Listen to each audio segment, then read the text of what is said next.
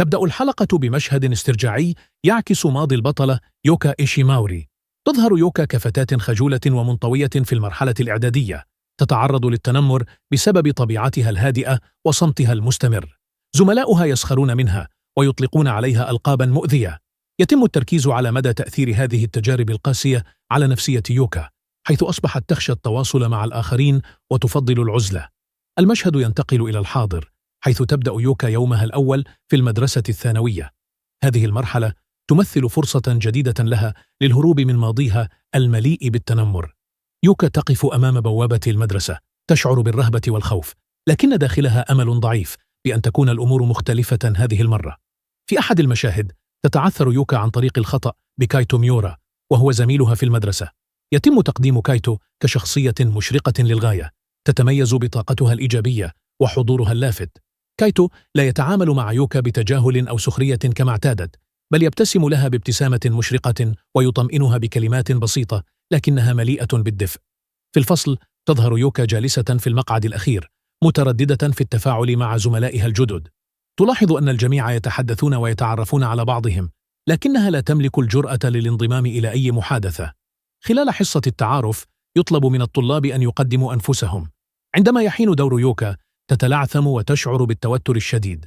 قبل أن تنهار يوجه كايتو إليها نظرة مشجعة من بعيد، مما يعطيها دفعة صغيرة من الشجاعة لتكمل جملتها.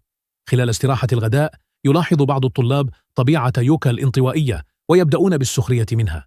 يسترجع المشاهد في هذه اللحظة تجارب يوكا السابقة مع التنمر. قبل أن تتفاقم الأمور يتدخل كايتو بطريقة غير مباشرة لكنه مؤثرة، حيث يغير الموضوع وينجح في تهدئة الأجواء.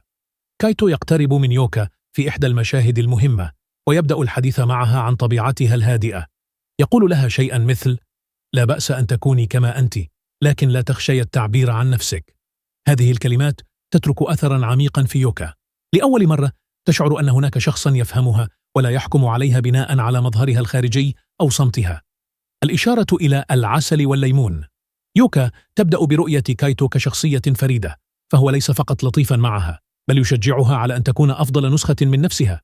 يطلب من الطلاب اختيار شركاء للقيام بمهمة جماعية. يوكا تشعر بالقلق لأنها تعلم أنها قد تترك وحيدة، لكن المفاجأة تحدث عندما يبادر كايتو بطلب أن يكون شريكها. هذه اللحظة تمثل بداية تحول مهم في حياة يوكا. وجود شخص مثل كايتو بجانبها يمنحها الثقة التي تحتاجها لتبدأ في كسر جدران خوفها. في المشهد الأخير تواجه يوكا موقفا يتطلب منها أن تقف أمام الصف وتعرض جزءا من المشروع الجماعي. التوتر يسيطر عليها، لكن كلمات كايتو التشجيعية في وقت سابق تعود إلى ذهنها.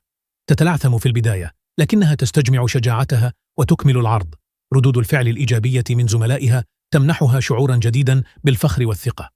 الحلقة تختتم بلقطة تظهر يوكا وهي تبتسم للمرة الأولى منذ دخولها المدرسة. هذه الابتسامة ليست مجرد تعبير عن السعادة، بل إشارة رمزية على بداية تحولها الشخصي.